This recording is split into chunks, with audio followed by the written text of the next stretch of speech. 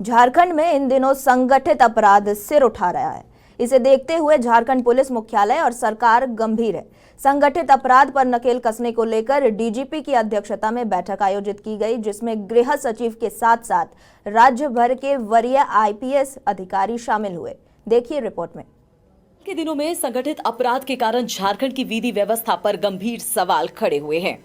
ऐसे में नक्सली के साथ साथ संगठित अपराध के खात्मे को लेकर पुलिस मुख्यालय में बैठक कर इस पर नकेल कसने की रणनीति बनाई गई। बैठक में उन तमाम पहलुओं पर मंथन किया गया जिस कारण ऐसे संगठित आपराधिक गिरोह पोषित हो रहे हैं और उन्हें आर्थिक तौर पर मजबूती मिल रही है। खास तौर से इन आपराधिक संगठनों का दबदबा कोल एरिया में ज्यादा है। साथ ही नारकोटिक्स और अवैध हथियारों में भी इन संगठनों की पैठ मजबूत है।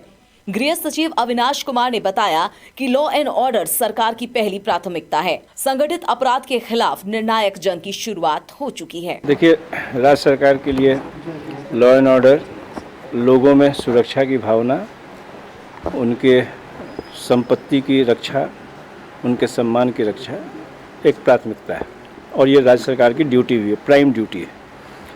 पुलिस तंत्र इसी व्यवस्था को देखने के लिए, मेंटेन करने के लिए और इम्प्लीमेंट करने के लिए बनाया गया है। जो ऑर्गेनाइज्ड क्राइम है वो इलीगल माइनिंग हो, नारकोटिक्स हो या एक्सटॉर्शन हो या आर्थिक अपराध हो या किसी भी तरीके से जो जनता के बीच में असुरक्षा की भावना पैदा करता है, उसको सरकार सख्ती से निपटेगी।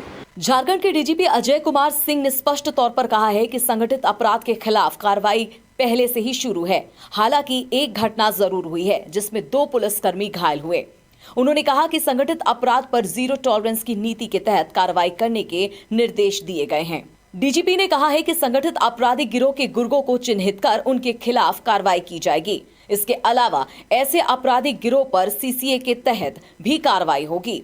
डीजीपी ने कहा कि अपराधियों का गिरोह बेरोजगारों को लालच देकर अपने गिरोह में शामिल करते हैं और फिर उन्हें अपराध के दलदल में ढकेल देते हैं, जहां से निकलना आसान नहीं होता। यहाँ पर संगठित अपराध है, जो हाल के दिनों में घटनाएं घटी हैं, उनको किस तरीके से उनकी समीक्षा की जाए और उन पर रोकथाम लगाई जाए।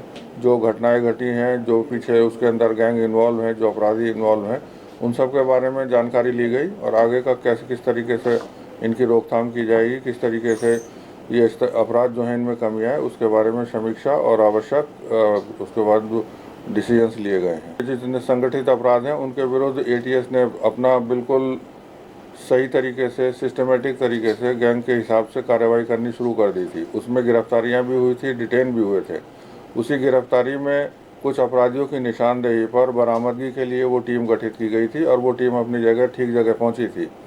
वहाँ पर जाने के बाद जैसा कि होता है किसी भी ऑपरेशन में, चाहे वो आर्मी का ऑपरेशन हो, चाहे हम लोग का पुलिस का ऑपरेशन हो, कुछ ना कुछ कंपोनेंट, हर जगह सफलता 100% नहीं मिलती है। कई बार 1%, 2% सफलता नहीं भी मिलती है, तो उससे सीख करके फिर आगे की कार्रवाई की जाती है।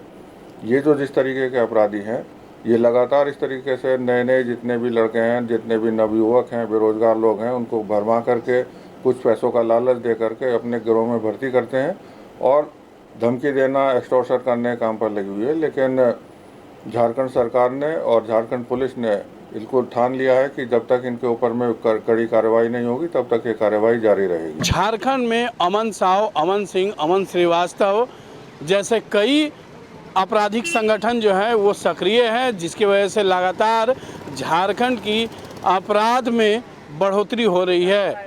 और अब जिस तरीके से झारखंड मुख्यालय में उच्च स्तरीय बैठक हुई और इसमें तमाम जिले के एसपी और आईजी, डीआईजी मौजूद रहे और साथ ही गृह सचिव भी मौजूद रहे, इससे कहीं ना कहीं अब पुलिस अधिकारियों के तेवर तल्ख हैं।